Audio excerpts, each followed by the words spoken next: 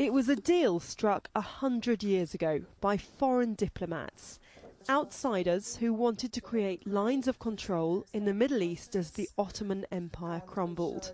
This is the original map where the arbitrary lines were drawn. A century after the British and French created the Sykes Picot Agreement, which shaped the region, war rages on. More than 5 years of conflict in Syria has seen its borders destroyed, hundreds of thousands dead, and millions displaced. ISIL has cited Sykes-Picot in one of its propaganda videos, and foreign powers continue to intervene.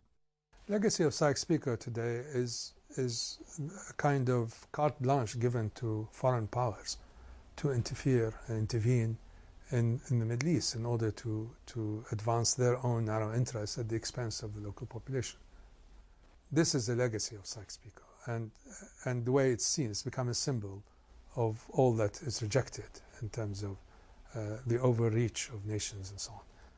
It was Mark Sykes and Francois-Georges Picot who came up with the agreement a century ago to create spheres of power and influence, undermining promises of Arab self-determination. North of the line, which includes Syria and Lebanon, would come under direct or indirect control of the French. The British would get the same deal south of the line for an area including Iraq. Palestine would be an international territory.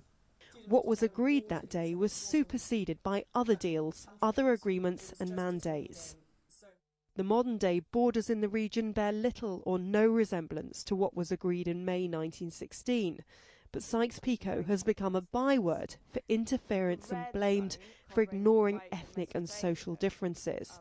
I think Sykes-Picot is retained, or has been retained in the collective imagination or collective mind, as a tangible manifestation of colonial policy and of imperialist perfidy.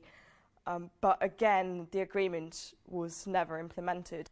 100 years on, a deal made in secret by governments thousands of kilometres away from the people it would affect is still regarded with suspicion and resentment, blamed for the instability which continues to consume the region.